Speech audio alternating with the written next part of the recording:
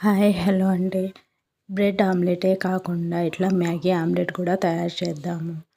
First stove మీద గిన్నె పెట్టి ఆయిల్ పోసి ఆయిల్ హీట్ అయిన తర్వాత దీంట్లోకి జీలకర్ర ఆవాలు పోయాలి. జీలకర్ర ఆవాలు చిట్పటమనేటప్పుడు నీళ్లు పోసుకోవాలి.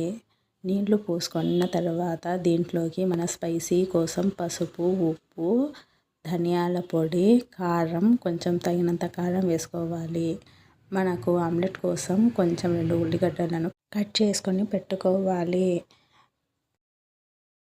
మనకు ఎసురు వచ్చిన తర్వాత దాంట్లోకి మ్యాగీని వేసి మ్యాగీతో పాటు వచ్చిన మసాలా వేసి బాగా కలుపుకోవాలి.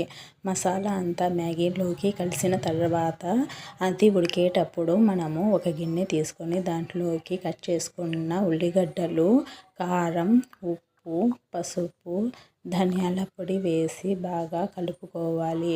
ఉల్లిగడ్డలలోనే ఇట్లా మసాలాలు కలుపుకుంటే ఎగ్గు వేసిన తర్వాత ఆమ్లెట్లో మొత్తము మసాలా అంతా స్ప్రెడ్ అయ్యి బాగా టేస్టీగా అనిపిస్తుంది. లేకుంటే మసాలా అంతా ఒక చోట ఉండలుగా ఉండి ఆమ్లెట్ బాగుండదు. కాబట్టి ఇట్లా కలుపుకుంటే బాగా టేస్టీగా ఉంటుంది.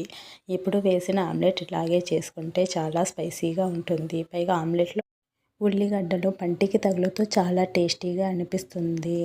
ఇట్లా మ్యాగీ దగ్గర పడేంత వరకు ఉడికించుకోవాలి. మరో పక్క ఇంకో పెనం పెట్టి దాంట్లోకి కొంచెం ఆయిల్ పోసి మనం కలుపుకున్న ఆమ్లెట్ స్ప్రెడ్ చేసుకోవాలి.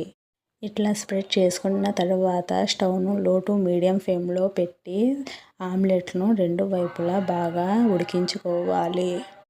ఇలా రెడీ అయిన మ్యాగీని ఆమ్లెట్ పైన ఒక సైడ్ అంతా వేసి ఈ మ్యాగీ లోపల ఫోల్డ్ అయ్యేటట్లు ఆమ్లెట్ను ఫోల్డ్ చేసి పెట్టాలి.